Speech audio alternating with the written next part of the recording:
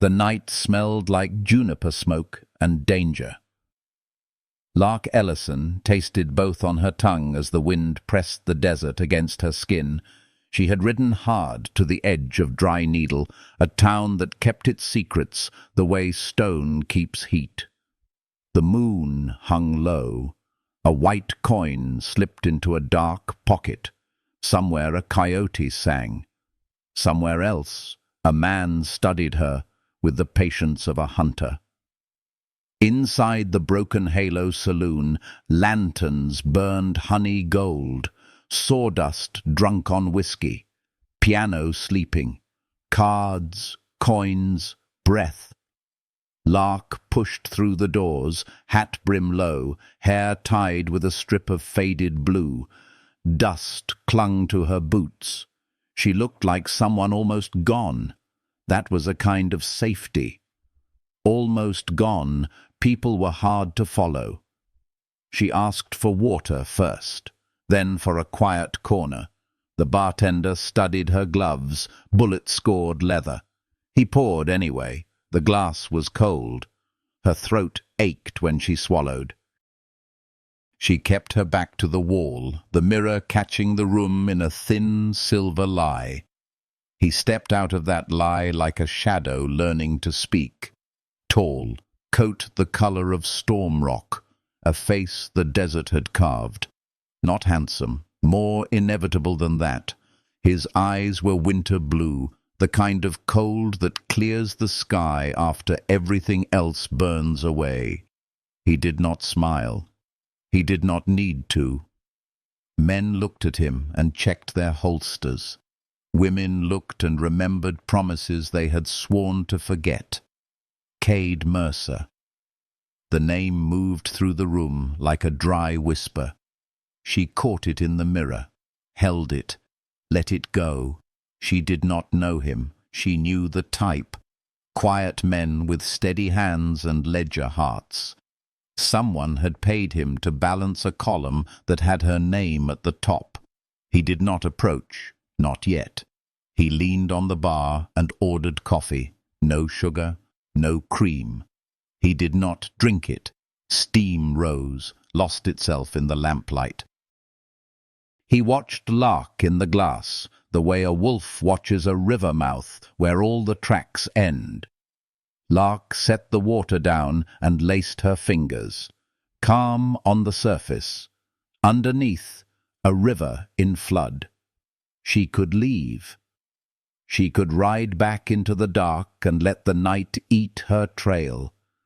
But she was tired of leaving, tired of being a rumor of herself. The piano woke. 3 soft notes. A woman laughed and covered her mouth. Dice bounced. Somewhere a chair scraped and stayed empty. Lark stood and walked to the bar. Cade did not turn. She stood beside him anyway, close enough to count his breaths. "You gonna finish that coffee, mister?"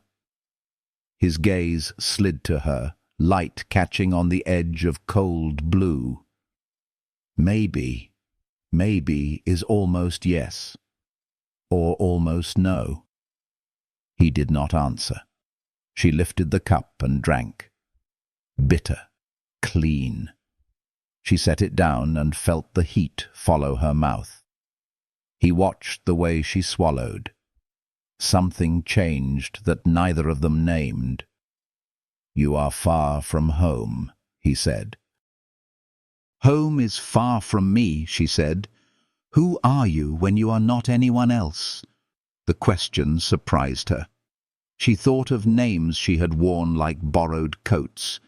None fit. "Lark," she said. Her voice stayed steady. Lark Ellison. He tasted the name like a man tests a wire for current. "Ellison. You lose anything important lately, Miss Ellison?" "Plenty." "Why?" He let the silence answer. The bartender moved away. The mirror kept its silver breath. Cade's hand rested near his belt, but not on the gun. A calm hand, the kind that could undo a knot while the rope was burning. Then he said it. Flat. Simple. There is a price on you. There are always prices, she said. This one is for your death. Her mouth went dry. Not from fear. From heat. The way fear and heat can be the same thing when your blood understands what your mind refuses. Lark tilted her head. Someone wants me erased. That is not a reason. That is a result. Who set the price? A rancher out of Temple Ridge. Beaufort Hale. He lost a son in a canyon skirmish last winter. He says you led the ambush. Lark closed her eyes for a breath. Winter, snow in the seams of red rock. The echo of a gun like a bird cracking through ice. She had been there. She had not led anything. But the canyon does not report for duty. It only remembers the dead. You think I did it, Mr. Mercer. I think the desert does not care. Men do. They pay me to care in their direction. And you came to collect. He considered that and found no improvement. I came to look you in the eye first. Why? Because I like to know what will follow me after. She waited for the tremor. It did not come. She felt something else instead. A quiet place opening in her chest. The odd shelter that shows up inside a storm because there is nowhere else to stand. She studied him. The scar near his jaw, the way his shoulders carried weight that had nothing to do with the gun. You plan to kill me tonight? That is what the paper says. What do your hands say? His fingers flexed once on the bar. They say, the night is long. The piano stumbled. A drunk laughed. A card player swore soft. The world went on being a small and brutal miracle, but then she whispered, and the room sharpened around the edges. If I died, it would not bring his boy back. But if I lived, I might bring the truth back. He looked at her as if she had placed a warm knife between them. What truth? The canyon had 2 trails. Everyone remembers one. He could have dragged her outside. He could have ended it and slept fine. Instead, he took the coffee and finally drank. The last of the heat was hers. He set the cup down and faced her fully. Up close, the winter in his eyes looked like sky after a hard storm. The kind of blue that lets the land breathe again. Tell me about the other trail, Miss Ellison. Not here. Where then? A wind rose like a hand, smoothing the town flat. Lark felt her pulse find the rhythm of his quiet. She leaned closer, close enough that her breath could have been his. The scent of leather, coffee, iron. The little electric space where danger becomes a doorway. Out past the old telegraph post, there is a wash where the yucca grows tall. No one listens there, not even the wind. He nodded once. Businesslike.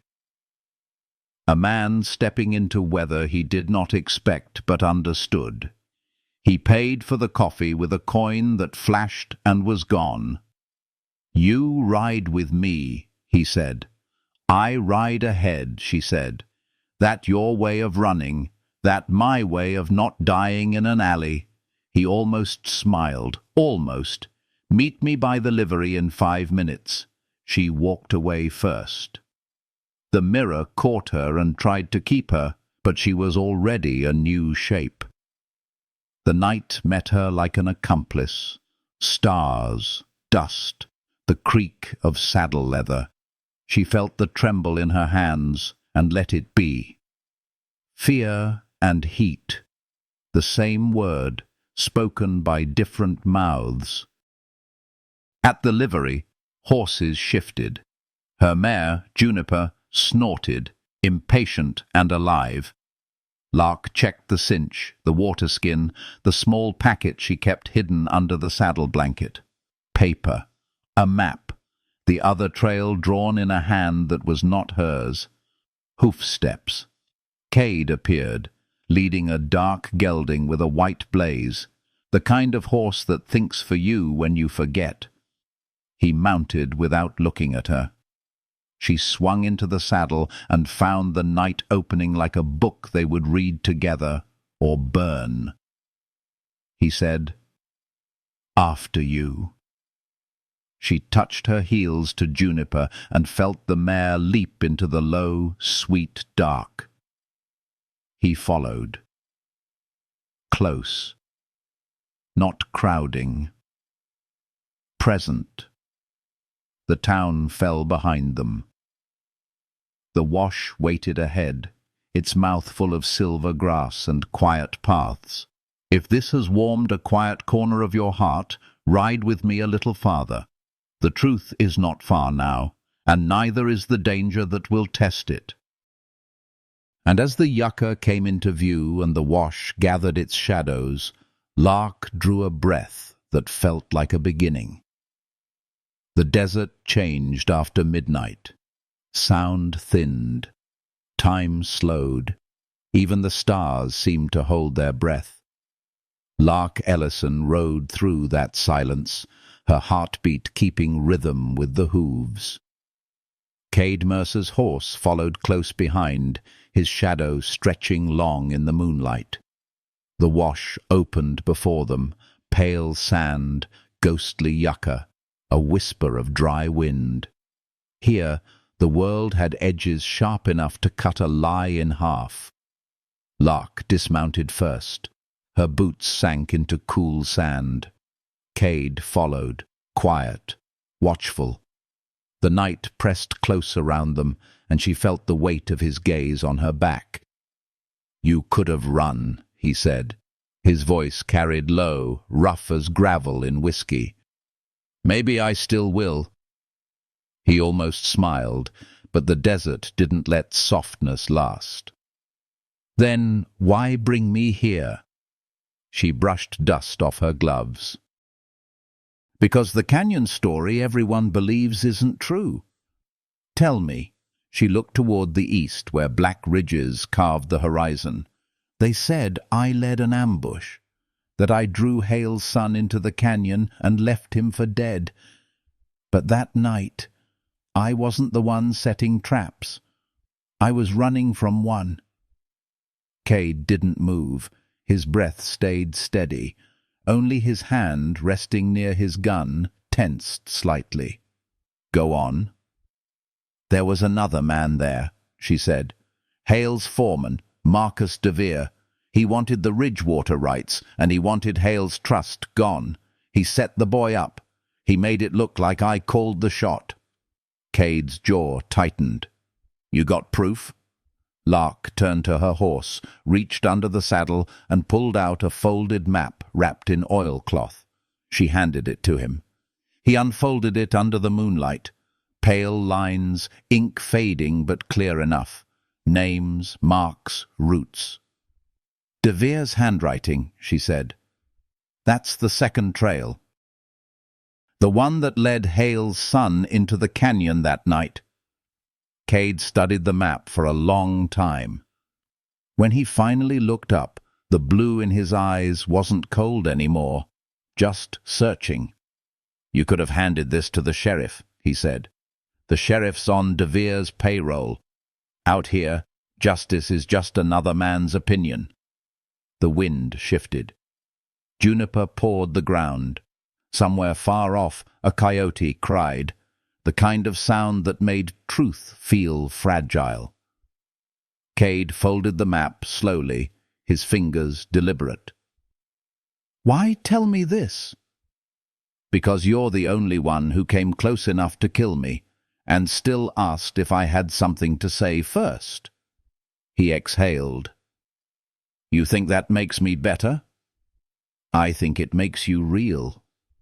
The silence that followed was different. Not the silence of strangers. The silence of two people realizing they were already inside each other's story. Cade stepped closer, close enough that she could see the small scar near his throat, like a word half-healed. "You're making me question a job I've already been paid for." "Then question it. That's how you stay human." The desert seemed to lean in, listening. He took another step. The air between them warmed, her breath caught. He reached out, not to touch, not yet, but his hand hovered just close enough that she could feel the promise in it.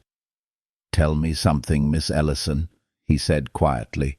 "If I walk away from this job, if I tell Hale the bounty's dead and gone, what happens to you?" "I disappear," she said.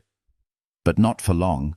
De Vere won't stop until no one remembers that canyon." Cade nodded once. "Then I guess I'm not walking away." "Why not?" "Because the truth you're chasing sounds like something I used to believe in." Their eyes met, a collision without noise. The kind of moment that shifts the ground beneath both souls. For the first time, Lark saw the man behind the hunter, the tired mercy in him, the grief he carried like a second shadow.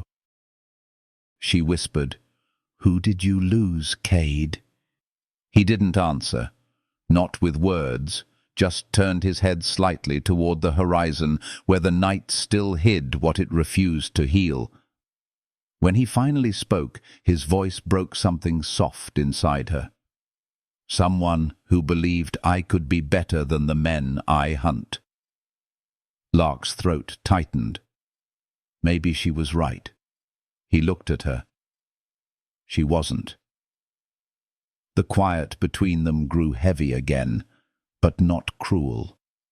The kind that builds instead of breaks. Then Cade's hand found hers. Brief, steady, unplanned. It wasn't romance. Not yet. It was the human instinct to hold on when the world gets thin. A sound cut through the stillness, metal against stone. Cade drew his gun in one smooth motion.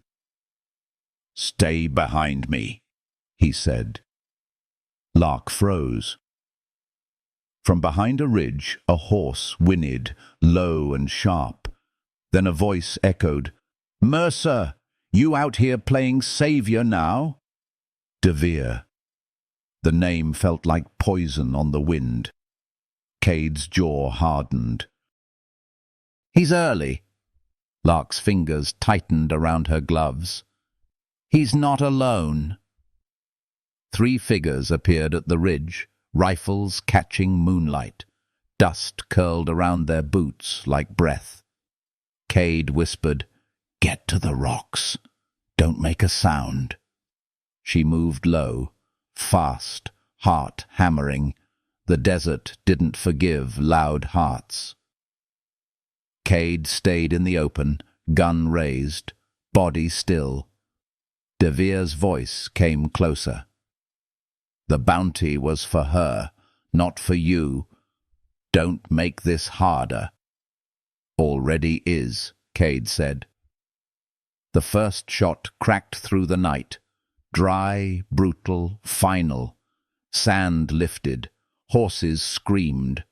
Lark dove for cover as Cade fired back. 2 shots, clean and cold.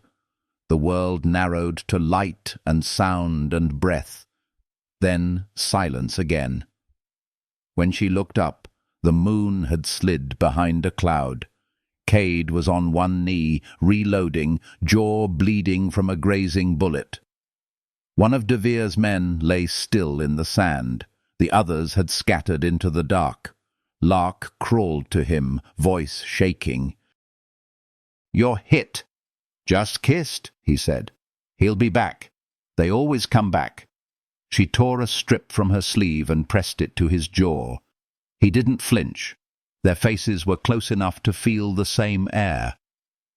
"You didn't have to protect me," she whispered. He met her eyes. "I didn't think I was." "What then?"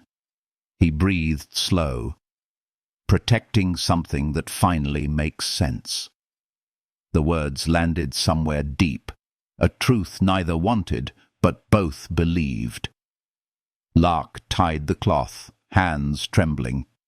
"We can't stay here. He'll bring more." "I know." Cade pushed himself to his feet. "There's an old mine north of here, half collapsed. We can rest there till dawn." She nodded, standing beside him. The desert shimmered, the air still carrying gunpowder and something else. Something tender, dangerous, alive. Cade mounted his horse, glanced back at her. "You ride ahead this time?" She smiled faintly. "No." "This time we ride together." He looked at her for a long second, and in that second something unspoken passed between them, old as the dust itself. Then he said, "Stay close, Lark. The night's not done testing us yet." As they rode toward the fading stars, the desert opened wide and waiting, as if listening for the next confession it would keep. If this story has touched a quiet place inside you, stay close. The trail ahead is darker, and the truth that binds them is only beginning to breathe.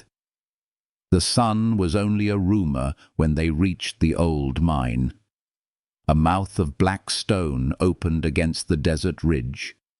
Broken timbers, rusted rails, a lantern swinging from a nail like a tired heartbeat. The world smelled of dust, metal, and the ghosts of men who once believed they'd strike gold and found silence instead. Lark slid from her saddle. Her legs ached from the ride, but her mind stayed sharper than her body. Cade dismounted behind her, moving with the easy control of a man who'd lived half his life in the crosshairs of others. She looked back toward the valley. No movement, no sound. Still, her stomach didn't trust quiet. "You sure they won't follow?" she asked. "They will," Cade said, leading the horses toward a wooden beam. "But not before sunrise. DeVere likes to watch what he ruins. He'll make us sweat first." Lark gave a dry laugh. "Then he'll be disappointed. I stopped sweating over him a long time ago." Cade looked at her, the hint of admiration in the glance, faint but real. "That makes two of us." They tethered the horses inside a narrow side tunnel where shadows clung to everything like regret. The mine's cool breath brushed her cheek. Somewhere inside, water dripped, slow, steady, counting time that belonged to no one. Lark crouched near the lantern and struck a match. The small flare painted her face in amber light. Cade watched her hands, strong, steady, used to building or breaking depending on what the world demanded. "You're bleeding again," she said, nodding to his jaw. "Let me see." "It's nothing." "Let me see anyway." He hesitated, then knelt in front of her. She tore another piece from her scarf, dipped it in her canteen, and pressed it to his skin. The touch was light, but it carried weight. His eyes stayed on hers, clear, searching, unwilling to look away. "You don't flinch much," she murmured. "I learned it doesn't stop the pain." "Neither does pretending it's not there." He almost smiled. "You talk like someone who's survived too much." "Maybe," she said softly. "Or maybe I just stopped dying for the wrong things." The silence that followed wasn't empty. It hummed. Between them, something fragile and real began to take shape. Not love, not yet, but the kind of understanding that grows where truth hides. Cade leaned back slightly. "Tell me something, Lark." "Why didn't you run that night in the canyon? You could have disappeared before Hale's men even reached you." She set the cloth down, folded her arms around her knees. "Because someone else didn't. There was a boy with me, Hale's son. He wasn't supposed to be there. He followed me to warn me. When the shooting started, he tried to draw them away. He died saving me." Her voice cracked once. Small, but enough to make the mine seem smaller too. Cade's gaze softened. "And De Vere used that to frame you." She nodded. He knew Hale would believe anything that looked like grief. The boy was his only family left. And me? I was just another drifter who talked too much about justice. He stared into the lantern flame, his expression unreadable. "You could clear your name if Hale saw that map." "Only if he believed it came from truth, not desperation. De Vere has men in his ear, money in his pocket. He owns the sheriff, the riders, half the damn county. So we find proof he can't bury." Her eyes lifted to his. "You'd help me do that?" "I didn't say help," he said quietly. "I said we find it." Something in her chest loosened. The small, dangerous hope she'd been holding back for months. She wanted to speak, to thank him, but words would only make it real, and real things tend to break. She turned away instead, reaching for her saddlebag. "I kept one more thing from that night." When she unrolled the bundle, a small revolver glinted faintly in the lantern glow. "This was the boy's. I took it so Hale wouldn't find it. There's a mark carved on the handle. See that cross? He said his father carved it for him after his mother died. Said it meant truth never dies quiet." Cade studied it, thumb brushing the wooden grip. Truth rarely does. He looked up at her then, long enough for the world to feel smaller than the space between them. Outside, wind shifted again, carrying the sound of hooves in the far distance. Lark froze. "You hear that?"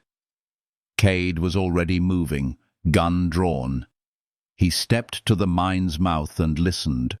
The horizon still held the faintest blush of dawn, but in the half-light shapes moved. 3 riders, black against the rising gold. "De Vere's men," he said. "They found the trail faster than I thought." Lark's heart slammed once, hard. "We can't fight them head-on." "No," he said, eyes narrowing. "We make them think we ran deeper in." He motioned for her to grab the lantern. They retreated through the narrow shaft, boots crunching over old rails. The air thickened with dust. Every breath tasted like rust and memory. "Here," he said, stopping near a broken cart. "We'll light this fuse, make it look like we sealed the entrance." Lark found the coil of blasting cord and struck another match. "You sure about this?" "Not really." The flame caught. He took her hand, pulling her back fast. The explosion roared, brief, bright, swallowing sound and light in one breath. Stones fell, dust rained down.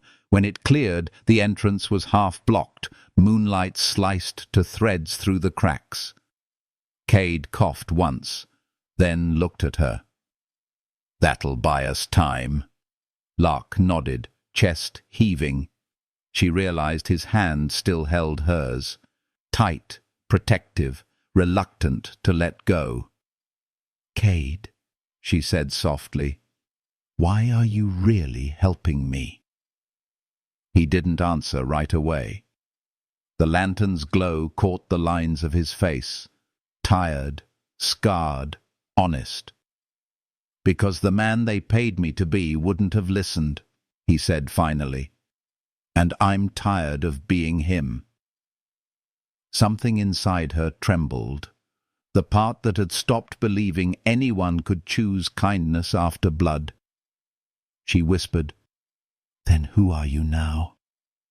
He met her eyes, voice low, rough as sand. "A man who doesn't want to see you die." Her throat tightened. "That's not enough reason." "It's the only one I've got." They stood like that, two silhouettes cut from opposite fates, until the silence filled with their unspoken words. Outside, dawn broke over the desert, light crawling through cracks in the stone, touching her face, his jaw, the gun between them. She looked toward the faint glow and said, "If we're going to find proof, we need to reach Hale before Devere does." He nodded once. "Then we ride at dusk. They'll expect daylight. We'll move in the dark." Her eyes softened. "You always move in the dark, don't you, Cade?" "Only when I'm chasing light." For the first time, she smiled, small, real, like sunrise caught in dust. The air shifted again, and he knew the next step would change everything. If this story has found a quiet ache inside you, stay with us. The night ahead holds truth, danger, and the kind of closeness no gun can guard against. By the time dusk fell, the desert had cooled into its second life. The heat slipped from the stones, leaving only the whisper of wind and the memory of what burned. The old mine sat behind them now, a hollow in the earth full of ghosts and gunsmoke. Ahead, the horizon bled orange into purple. Lark and Cade rode side by side, silent, but not strangers anymore. They had a direction now. Hale's ranch at Temple Ridge, 2 days north. A long ride through open country where every shadow could hold a rifle, every silence could hide betrayal. Cade checked the trail behind them every few miles, eyes sharp, senses tuned to danger. Lark watched the way his hands moved, steady, sure, but never harsh. The kind of hands that could build a fire or end a life without breaking rhythm. She finally said, "You don't talk much, do you?" He tilted his hat back slightly. "Talking's for men who want to be remembered." "And you don't?" He gave a low breath that might have been a laugh. "Not for the things I've done." She looked at him. The hard lines of his face, the quiet way he carried regret. "You ever think about what you'd do if you stopped hunting people?" His eyes stayed on the trail. "Every night I don't sleep." "What stops you?" He turned then, met her gaze. "The same thing that keeps you running. Guilt." Lark swallowed. "You don't even know what I've done." "I don't have to. I can hear it when you breathe." She stared ahead, heart thudding in a rhythm too close to truth. The sky above them deepened, the kind of blue that belonged to endings. Cade slowed his horse as the land began to slope toward a dry riverbed. "We'll rest there," he said. "Light a fire small enough not to call trouble." They found a hollow between rocks, sheltered from the wind. Cade built the fire with practiced quiet, striking the flint once. Sparks rose like tiny stars that refused to die. Lark sat across from him, her knees drawn close, eyes fixed on the flame. For the first time in days, warmth didn't come from running. She said softly, "You could have left me back there, saved yourself the trouble." He didn't look up. "You make it sound like I wanted saving." The fire popped between them. Shadows moved slow across his face, carving his expression into something unreadable. Half mercy, half burden. "You did," she said. "You just didn't know it yet." He met her eyes then, and for a heartbeat everything in him paused. The careful control, the distance, the old law he'd written around his heart. The wind shifted. Her hair brushed across her cheek. He reached forward before he could stop himself and tucked a strand behind her ear. The touch was light, barely there, but it set something alive between them. Lark whispered, "Careful, Cade Mercer. You touch like a man who's forgotten he's dangerous." He let out a slow breath. Or maybe I remember too well. The silence that followed was almost tender.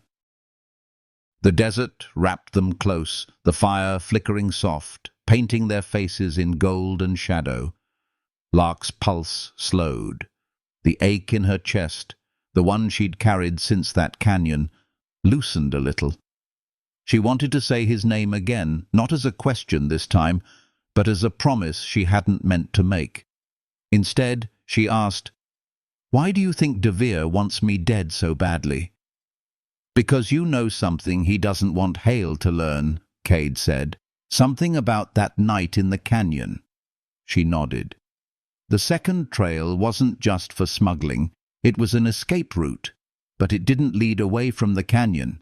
It led straight into Hale's supply line. Cade's eyes narrowed. "You're saying De Vere planned to rob his own boss?" "He wanted Hale ruined, make it look like his son's death broke him, then take the land and the ranch for himself." Cade leaned back, processing. "That's a dangerous kind of greed." "Greed always is," she said. "But there's more." De Vere wasn't working alone. He looked up. "Who else?" Her voice dropped low. "A name I haven't spoken in a year. Marshal Grady." The air around them seemed to tighten. Cade's jaw clenched. "The Marshal. He's the one who runs the Northern Circuit." "Runs it," she said, "or owns it. He took bribes from De Vere. When the ambush happened, he made sure the reports buried the truth." Cade stared into the fire, every muscle in his face still. "Grady used to be my partner." Lark froze. "Your partner?" "Before I left the badge behind." His voice roughened. "He liked the chase more than the justice. I walked away when I saw the difference." She swallowed. "Then you know what he's capable of." "I do." His eyes met hers, dark and steady. "And that means we're walking into something worse than a bounty." He threw another stick into the fire. The flames rose, caught the wind, then steadied again, like two hearts learning the same rhythm. Lark said, "You still want to help me?" He stared into the distance, then back at her. "Want's not the word. Need is closer." Her breath caught. "Why?" "Because if Grady's involved, I owe him something too." She saw it then. Not vengeance, not pride, something older, a man trying to forgive himself through someone else's survival. The fire burned lower. Coyotes sang somewhere far beyond the ridge. The world shrank to the space between them, two silhouettes carved out of flame and dust. Cade leaned forward slightly, voice low. "We move at first light. Hale deserves the truth. De Vere and Grady won't see it coming." Lark nodded, eyes glinting in the dim. "And after that?" "After that," he said, "I stop running from who I was." She looked at him for a long time. "You think that's possible?" He smiled faintly, a tired kind of hope. "Only if I live long enough to try." The night deepened around them. The fire crackled one last time before giving in to embers. She lay back against the rock, eyes tracing the stars. Cade sat awake beside her, gun in hand, guarding a woman who was no longer just a job, but the last piece of truth left worth protecting.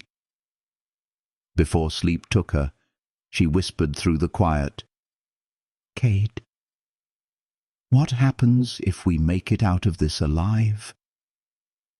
He looked toward her, the faintest shadow of a smile on his lips. "Then maybe, Miss Ellison, I'll let you teach me how to breathe again." And in that promise, fragile, half-whispered but real, the desert seemed to exhale, soft and slow. If this story has stirred something gentle and wild inside you, ride with us a little longer. The dawn will test what the night has built, and love, in the West, never rides easy.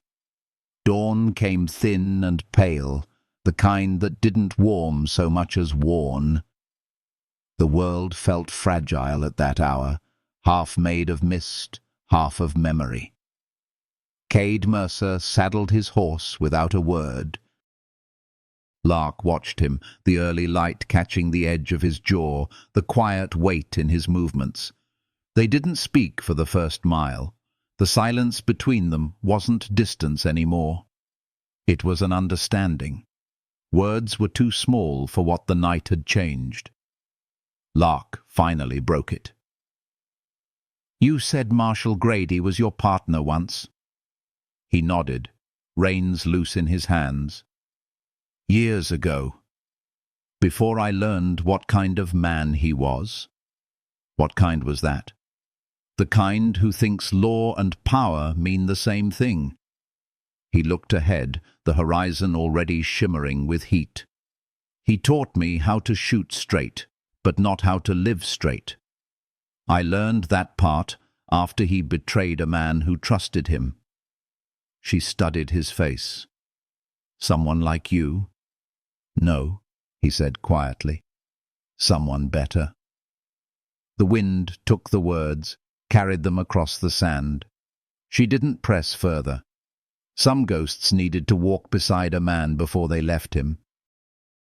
By midday the land began to change, brush thicker, the faint green promise of water somewhere ahead. Cade stopped his horse, scanning the ridge. "We're close to Temple Ridge," he said. "If we follow the creek north, we'll reach Hale's ranch before nightfall." Lark tightened her reins. "And DeVere?" "He'll be waiting there. Men like him never leave the comfort of stolen ground." A hawk circled above them, its cry sharp and distant. Lark's gut twisted. "What if Hale won't listen?" "Then we make him," Cade said. "Not with bullets, with truth." She smiled faintly. "You sound like a man who still believes in justice." "I don't," he said. "But I believe in you." She looked away quickly, but his words settled deep. A small warmth she didn't ask for, didn't fight either. They rode through the afternoon without stopping. Dust rose behind them in slow spirals. Once she caught Cade watching her, not with hunger, but something quieter, older. A kind of respect that hurt to see. When they finally reached the ridge, the land opened wide, golden fields, a barn leaning into the wind, and beyond it, Hale's grand ranch house, whitewashed, scarred by sun. Smoke drifted from the chimney. "This is it," Cade said. "Once we walk in, there's no going back." Lark took a breath. There never was. They dismounted at the fence. Cade tied the horses, checked his revolver, and handed her the folded map. "You do the talking. Hale needs to hear it from you. And if he doesn't, then we find another way." She nodded. The porch boards creaked under their boots. A man opened the door before they could knock. Broad shoulders, grey hair, eyes like weathered glass. Beaufort Hale. His hand went to his holster before his gaze truly registered her. "You've got nerve coming here, Ellison," he said. "Or death wish." Lark stood tall, voice steady. "Maybe both. But I came to give you what you've been chasing, the truth about your son." Cade stayed slightly behind her, hands open, showing peace. Hale's eyes flicked toward him. "You brought a hired gun to talk about truth." "He's not my gun," Lark said. "He's the reason I'm still breathing long enough to tell you this." Hale's jaw tightened. "You think a few words can wash away blood?" "No," she said softly. "But they can show you whose hands it's really on." She held out the map. Hale hesitated, then took it. His eyes moved across the page, slow at first, then faster. His brow furrowed. "De Vere's writing," he muttered. "Where did you get this?" "From the canyon. The night your son died. He drew those roots himself. De Vere used him as bait, told him he'd expose a smuggling line, then left him to die." Hale's throat worked, but no sound came. The fire in his gaze flickered, not from disbelief, from grief too old to fight. Cade spoke then, his voice quiet. "Marshal Grady helped cover it, paid riders to spread the story that Lark led the ambush." Hale looked between them, rage rising slow like a storm that had waited too long to break. "You're telling me my own foreman killed my boy?" "Yes," Lark said. "And he's probably on his way here now to finish the lie." As if the desert itself had been waiting for that line, the sound of hooves thundered in the distance. Cade turned sharply. Dust rolled across the fields, 5 riders, moving fast. "De Vere," Cade said. "He's bringing company." Hale's hand went to his gun. "You two, inside. Now." They ran into the ranch house. Lark's pulse hammered. Cade checked the windows, counted shapes through the glass. 5 men, he said. "Rifles ready." Hale opened a cabinet and pulled out an old shotgun. His hands didn't shake. "They picked the wrong damn day." Cade glanced at Lark. "You can still leave through the back." She met his eyes. "And miss the truth finally standing its ground?" He almost smiled. "Didn't think you'd take that offer." De Vere's voice boomed from outside. "Hale, bring her out! You don't know what she's done." Cade leaned close to the window, voice low. "He's bluffing. He wants you rattled." Hale stepped onto the porch, shotgun ready. "You killed my boy, De Vere!" Lark stood behind him, gun drawn, shaking just enough to feel alive. De Vere sat tall on his horse, smirking. "You gonna believe that drifter over me? She's poison, Hale. Always was." Hale's voice cracked like thunder. "Then why's your handwriting all over this map?" The colour drained from De Vere's face. For a split second, truth bared its teeth. Cade saw the movement. De Vere's hand darting for his rifle. He fired first. One shot, clean. The bullet caught De Vere's shoulder, spinning him sideways. His horse screamed, bolting into the brush. The other riders scattered. Hale fired once, hitting a post near the fence. Dust and splinters flew. The chaos lasted seconds. Then silence claimed the ranch again. When the smoke cleared, De Vere was gone. The others too. Hale turned to Lark, breathing hard. You just started a war. She met his eyes. No, we just ended a lie. Cade holstered his gun, scanning the horizon. He'll run to Grady now. The marshal won't let this stay buried. Hale nodded, jaw tight. Then you'd better finish what you started. I'll hold this place till you do. Lark's voice softened. You believe me? He looked at her, tired, broken, but honest. I saw the truth in that canyon too late. I won't miss it twice. They mounted their horses again, dust rising beneath them. The sun burned low, bleeding into the plains. Where to now? Lark asked. Cade's answer came like a promise. To Grady. To end what started all this. And as they rode toward the coming night, the horizon opened wide, a thin, burning line between justice and the ghosts still waiting to be heard. If this story has left a spark in your chest, stay close. The next ride will burn hotter, and the truth that binds them is about to draw blood beneath the western stars. The road to the marshal's outpost cut through red stone and silence. By the second night, the stars had grown cold again, sharp as glass, endless as judgment. Cade and Lark rode through it, the air humming with the kind of tension that only truth can breed. Neither of them spoke much. They didn't have to. Every hoofbeat carried the same unspoken thought. Grady knows we're coming. When the outpost finally came into view, it was little more than a scar on the land.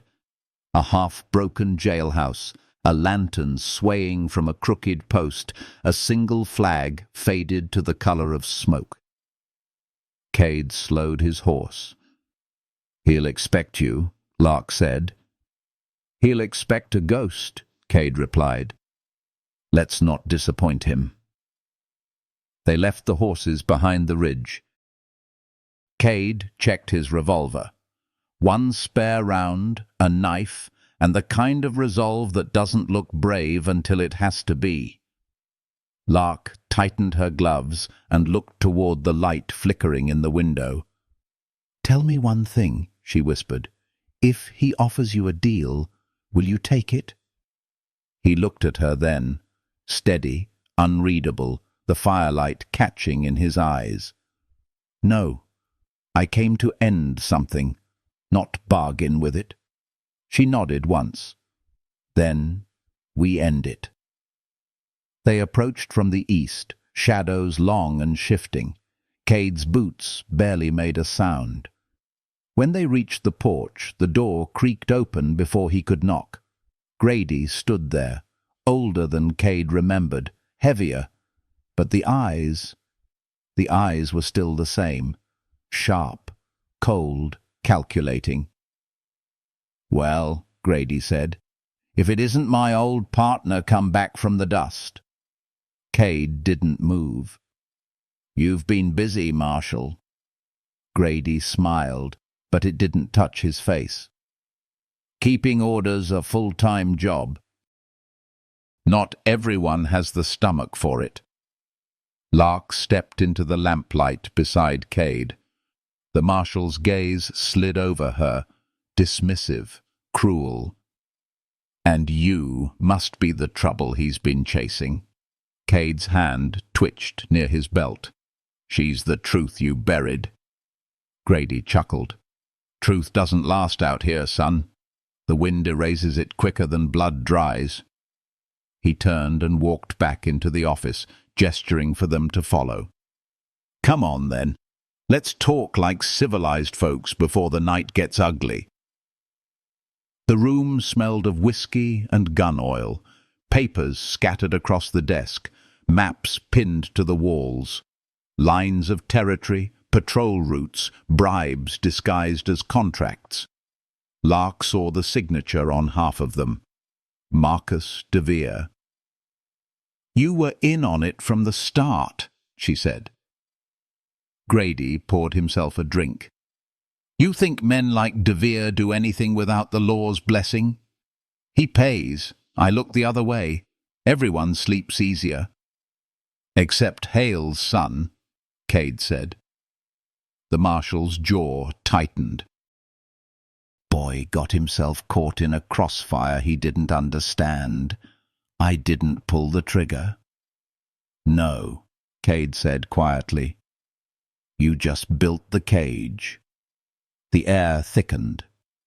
Lark could feel the storm building, the years between these two men boiling to the surface. Grady leaned forward. You were supposed to be better than this, Cade. Thought you'd learned by now. Justice doesn't feed a man. Cade's voice stayed calm. You're right, but it keeps him from starving in the soul. That earned him a laugh, sharp and mean. You always did talk like a preacher. Guess I'll have to remind you how sermons end. His hand moved faster than his age should have allowed.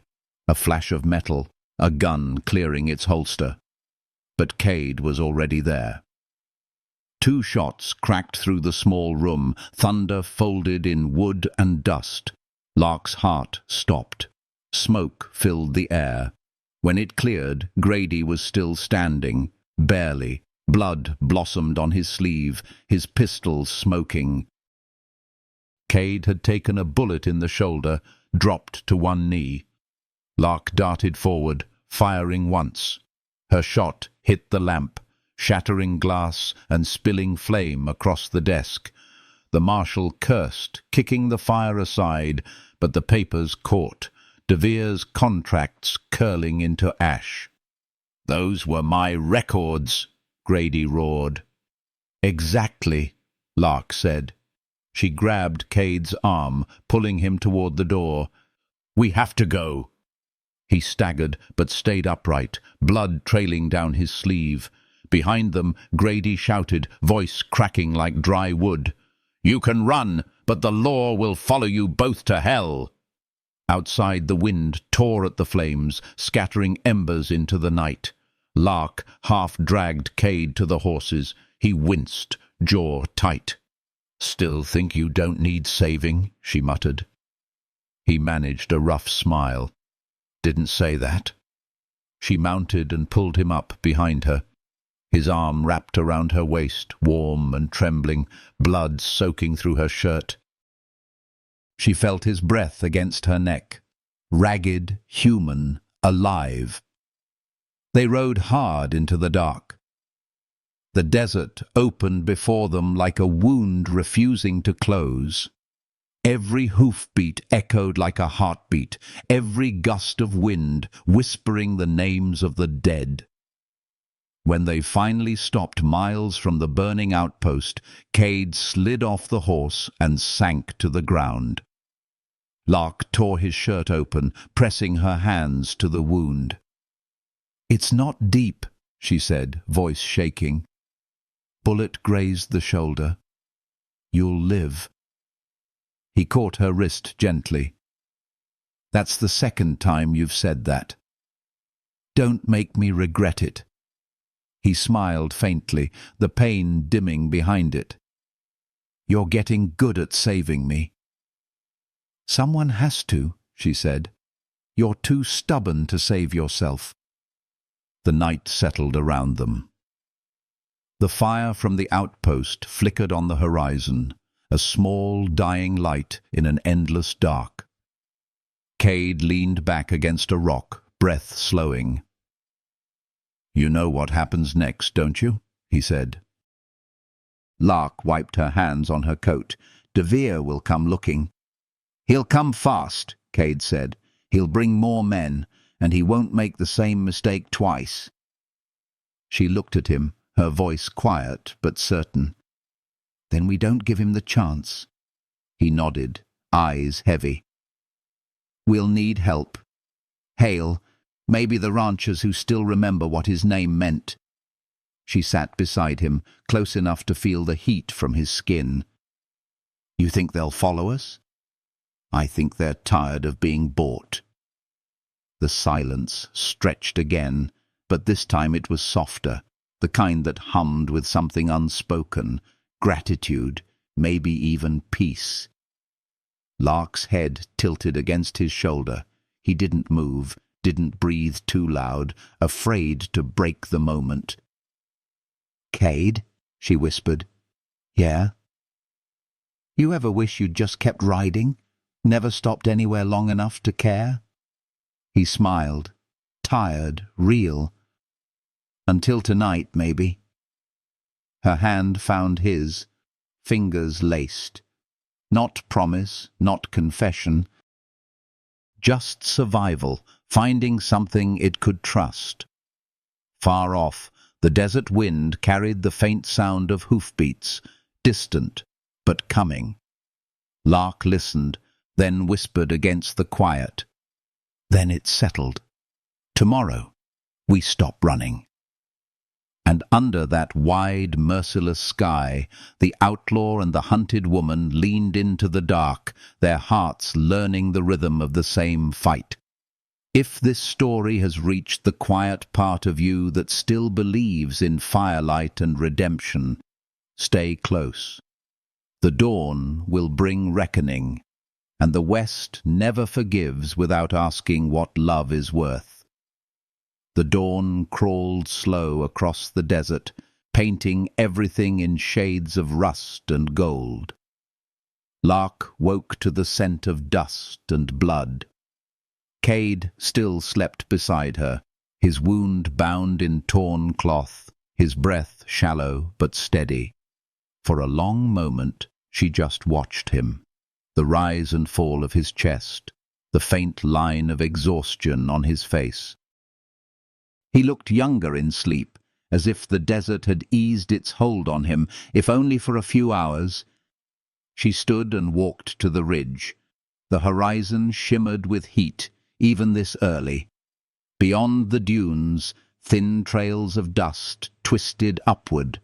Riders, not close yet, but moving fast. "They found us," she whispered. Cade stirred behind her, already awake before she turned. He rose slowly, grimacing, checking his gun. "De Vere doesn't waste time. He'll want to finish this before we gather proof." Lark nodded. "Then we don't wait for him." He looked at her, the calm in her voice, the quiet steel beneath it. "You've got a plan?" "Maybe," she said. "But I'll need you to trust me." He smiled faintly. "Already do." They rode toward the foothills, where the riverbed split into two canyons. The air grew cooler, the wind sharper. Cade followed her lead without question. Lark's eyes scanned the rocks, tracing memory. The same land where it had all begun. The canyon. The ambush. The night that turned her life into someone else's lie. When they reached the rim, she dismounted. "This is where your friend's truth died," she said, "and where mine needs to live again." Cade joined her, eyes sweeping the ravine below. Burned wagons, scattered bones, the wreckage of a fight no one ever wanted to remember. "De Vere's men used this ridge," Lark said. "He'll come through it again. He always takes the same ground, thinks it belongs to him." Cade looked around, assessing. "You're setting a trap." She nodded. "Poetic, isn't it?" He studied her, the focus in her eyes, the steady hands. "What do you need me to do?" "Hold the high ground," she said. "You've got the best shot. I'll draw them in." "No," Cade said immediately. "You're not bait." Her voice softened. "I already was once. The only difference now is I know who's waiting." The wind caught her hair, tangling it across her cheek. Cade stepped closer, his hand brushing it back, the touch both warning and plea. "Don't ask me to watch you die, Lark."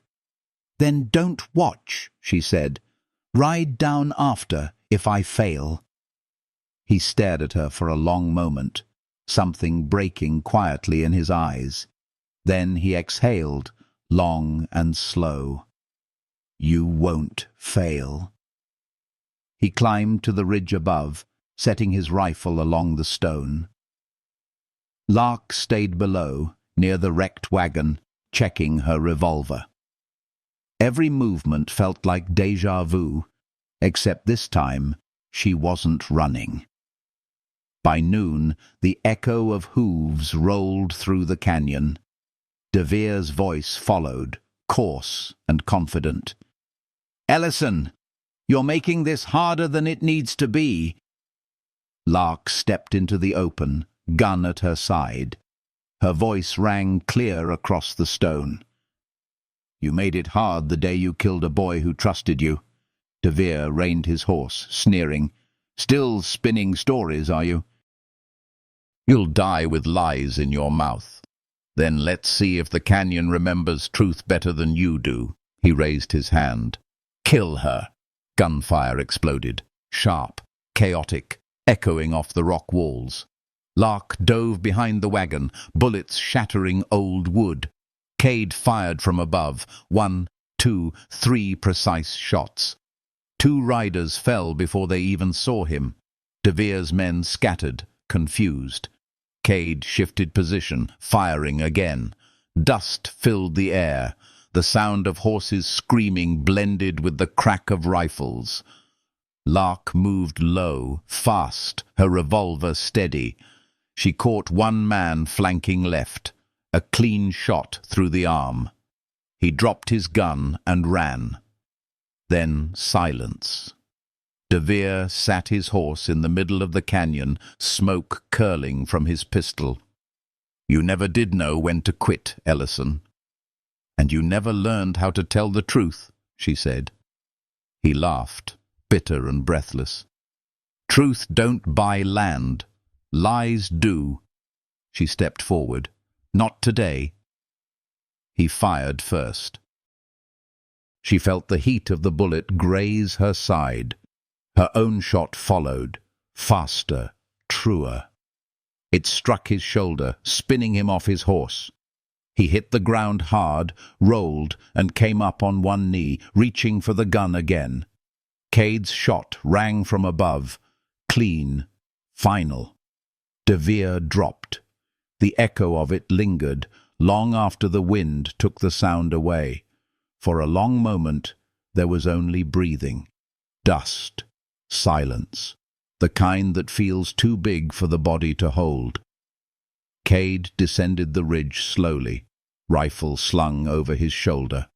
Lark stood beside the fallen man, chest heaving, blood seeping through her shirt. "He's not dead," Cade said quietly. "Should he be?" she asked. He looked at her, not as a hunter, but as a man who'd seen too much killing. "No. He'll live to tell the truth." She nodded, holstering her gun. "Then we take him to Hale. Let him face what he made." Cade tore a strip from his coat, binding her wound.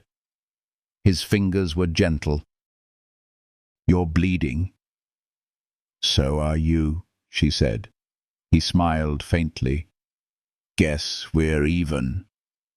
For the first time she smiled back. It wasn't victory. It was release. A slow, shaking breath that belonged to both of them.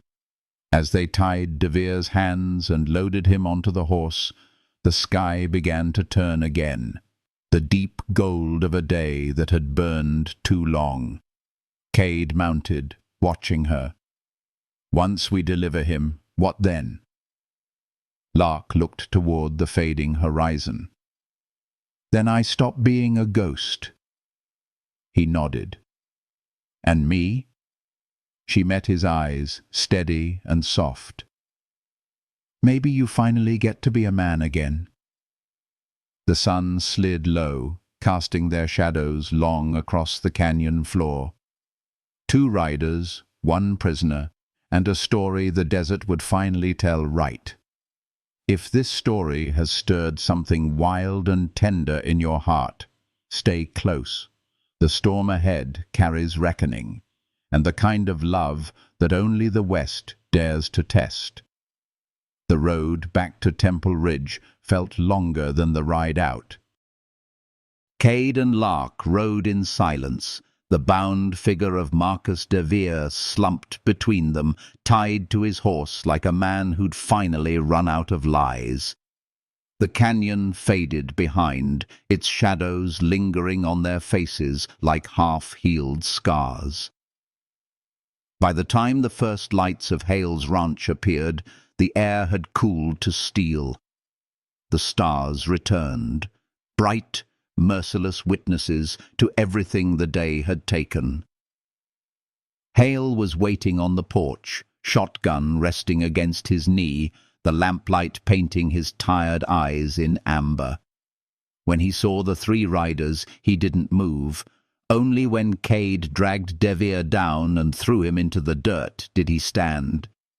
Lark dismounted, breathing hard. "He's yours," she said. De Vere spat dust, voice rasping. "Don't listen to her, Hale. She's still lying." "Enough!" Hale barked, the sound echoing off the boards. He aimed the shotgun low, not to kill, but to make silence. "You got one thing left worth saying, Marcus. Make it true for once." De Vere glared at him, jaw tight. "You think truth matters out here? The West doesn't care about truth, only power. And I was smart enough to take it." Lark's voice was quiet but sharp. "You took a boy's life to do it," De Vere sneered. "That boy followed me into the canyon. He wanted to be a hero. I gave him the chance." The sound of the shotgun cocking filled the space between them. "And you buried my son for it," Hale said. His voice shook, not from rage, but from the weight of a father's heart breaking all over again. Cade stepped forward. "Let him live, Hale. Let the truth kill him instead." For a moment it seemed Hale might not hear. Then he lowered the gun. "Take him to the barn. I'll have the sheriff from Ridge City here by dawn, one who doesn't wear Grady's badge." Cade nodded. "Grady won't be coming."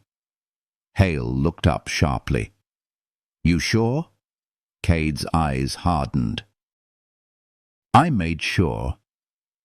Lark met his gaze, that quiet, unspoken exchange that said everything they didn't. Hale saw it too, the weary understanding between two souls stitched together by survival. He said nothing more, just turned and walked back into the house, leaving the door half open. The kind of gesture that wasn't invitation, but wasn't refusal either. When Cade returned from the barn, the sky had begun to pale. He found Lark by the fence, her arms folded, watching the horizon the way people do when they're not sure what's next. "You should sleep," he said. She smiled faintly. "You first." He leaned against the post beside her. "Don't think I remember how." They stood in silence for a while. Crickets filled the air with soft, steady rhythm. The wind carried the faint scent of sage and burned wood. Lark finally spoke. "You did what you came here to do. You could leave now. No one would blame you." He turned to her. "You want me to?" Her throat worked before she answered. "I don't know. Every time someone stayed, they ended up dying for it." Cade's voice softened. "Then maybe I'll stay anyway. See if we can change how that story ends." She looked at him, really looked. The scars, the lines, the weary kindness that had started to replace the old anger. Her chest ached in a way that felt nothing like fear. He reached out slowly, giving her every chance to step away. She didn't. His fingers brushed her jaw, tracing the dirt and the tiredness there. The touch was careful, reverent. "Lark," he said quietly, "when I first came after you, I told myself it was just a job. But somewhere along the line, it stopped being about bounty and started being about you." She blinked hard. "You don't have to say that." "I know," he said. "That's why it's true." For a moment, neither of them moved. The wind lifted her hair. His thumb caught it, held it just long enough for her breath to hitch. Then she leaned in, not desperate, not fast. Just a slow, quiet gravity drawing two broken things toward something that felt almost whole. Their lips met once, soft as the first promise after a storm. When they parted, she whispered, "If this is another lie, I don't think I could survive it." He rested his forehead against hers. "Then let's make it the kind that heals instead of hurts." The sun broke over the ridge, spilling gold across the land. The night they had lived through, the chase, the gunfire, the ghosts, felt small under that light. Cade smiled, the first real one she'd seen. "The desert's clean again," he said. "For now," she answered. "The West never stays quiet long." He looked out toward the horizon. "Then we ride till it does." And for once, the thought didn't sound like running. It sounded like peace, the kind that comes when two people have bled enough to deserve it. Behind them, Hale's ranch woke to morning. Inside the barn, DeVere shouted for mercy no one was offering. Truth had finally come home, and the land seemed to breathe easier for it. Lark touched Cade's arm. "You think men like us can ever really start over?" He glanced at her, eyes soft beneath the brim of his hat. "Maybe not, but we can stop ending the same way." The wind caught the words and carried them toward the open plain. If this story has found the quiet ache beneath your scars, stay close. The night may be over, but the heart's reckoning has just begun. And in the next light, love will demand its final truth. The sun had climbed high when Hale came out of the barn. His face was older than the night before, not from time, but from truth. The kind of truth that digs deep, turns over everything you thought you knew, and leaves nothing unbroken. Cade and Lark stood by the well, washing dust and blood from their hands. Hale stopped a few paces away. "He confessed," Hale said, voice rough. "Every bit of it. Grady paid him through freight deals." "My son. He tried to stop them. Marcus shot him when he wouldn't walk away." The silence that followed was heavy as a church bell. Lark lowered her head. "I'm sorry you had to hear it from him instead of me." Hale looked at her, long and quiet. "No. I should have listened when you tried to tell me." He hesitated, then added, "You can stay here, both of you. The law will need your statements before the marshal's replacement takes over." Cade shook his head. "We won't be here that long." "You running again?" Hale asked. Cade glanced toward Lark. "Not running. Just not waiting for the next man to twist what we did into another story." Hale nodded once, a slow, tired motion. "You've earned your peace if you can find it."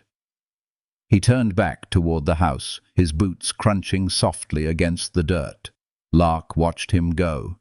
The sound of the door closing behind him felt like the end of something she couldn't name. Cade sat on the well's edge, the brim of his hat shading his eyes. "He'll bury the boy proper this time." "Maybe the land will rest easier for it," she said. He looked at her, and there it was again. The quiet pull between them that felt more like gravity than choice. "What about you, Lark? You've got a chance to stay, too." She smiled, small and tired. And what would I do? Become another ghost that haunts a place I never belonged? Maybe belonging isn't a place, he said. Maybe it's a person. Her breath caught, the kind of silence that comes before tears or courage. She chose courage. You think that's what we are? Each other's place? He stood and stepped closer. The desert wind moved between them, carrying the scent of horses and the faint sweetness of sage. I think I stopped looking for home the night I found you still fighting, he said, and I don't much care what the rest of the world calls that. Her eyes searched his. You know we'll never really be safe. He nodded. Safety's a story people tell to keep from feeling alive. She laughed softly, the first sound that wasn't built from fear in a long time. You always talk like a man who's seen the end of things. He smiled back. Maybe I finally found something worth living through instead. They packed light. A bedroll, a flask, 2 guns, 1 map, all the world they'd ever needed. Hale's men saddled their horses. As Cade tightened the cinch on his gelding, Lark reached out and rested a hand on his back. Where will we go? She asked. Where no one knows our names, he said. Then we'll have to make new ones. He looked at her over his shoulder. You have one in mind? Maybe I'll call myself whatever name makes you stay. He didn't answer, but his eyes said everything words would only ruin. They rode out just before sundown. The ranch fell behind them, shrinking into the gold haze, until it was only memory. Ahead, the horizon stretched wide and empty, waiting for their footprints to rewrite it. For miles they said nothing, just the sound of hooves, wind, and the quiet rhythm of 2 hearts learning to beat in the same direction. When they stopped at the crest of a ridge, the view opened, a valley untouched by fences, painted in firelight and wind. Lark drew her horse beside his. This is what I wanted, she said. Not peace, just space to breathe. Cade nodded slowly. That's all the West ever offered anyone. She turned to him. And what do you want, Cade Mercer? He watched the setting sun spill across the land like a final confession. To stop feeling like I'm made of ghosts. Lark's hand found his. Then let me haunt you, just a little. He laughed under his breath, that low, rough sound that had once belonged only to danger and now belonged to her. The moment stretched, soft as dusk, fragile as hope. He leaned toward her, close enough for his voice to find her ear. Tomorrow we head for the border. There's land beyond it where no one cares who we were. She smiled. Then we'll build something there, something the desert can't erase. He brushed his thumb along her wrist, tracing the pulse he'd learned to listen for. You promise? Only if you ride beside me. Always, he said. The wind rose again, sweeping through the tall grass. The stars began to show, small, stubborn lights refusing to fade. They turned their horses toward the open plain, their silhouettes dissolving into the dark. Outlaw and witness, sinner and salvation, bound not by duty, but by the quiet mercy of love, found too late and still in time. If this story has touched the wild part of your heart that still believes in second chances, stay close. The final chapter waits beyond the horizon, where the West keeps its promises and love finally keeps its word. They crossed the border at dawn. No signposts marked it, just a line of pale light over the sand and the soft hush of a world that had finally stopped chasing them. The air smelled of mesquite and rain that hadn't fallen yet. Cade rode a little ahead, hat low, shoulders relaxed for the first time since Lark had known him. Behind them, the land they'd survived lay quiet. Hale would rebuild. DeVere would face judgment. And the canyon, the place where death had once written their names, would go on keeping its secrets. Ahead, the desert turned wide and forgiving. Freedom never looked like peace. It looked like this: wind in your throat, dust on your skin, and someone worth keeping beside you when the rest of the world stops making sense. Lark drew her horse alongside Cade's. "You think we made it?" He glanced at her, the hint of a smile breaking through his usual silence. "If we didn't, I don't much care. This feels close enough." They rode until the sun was full and the shadows had nowhere left to hide. By noon they reached a dry riverbed, a curve of white sand and scrub ringed by low hills. Cade dismounted first, scanning the open stretch. "This'll do," he said. "For what?" she asked. "For starting over." He took off his hat, let the wind run through his hair. The gesture was simple, almost careless. But it carried a weight Lark understood. He was leaving something behind that had followed him too long. She slid from her saddle, boots sinking into the soft sand. "You think the past will stay buried out here?"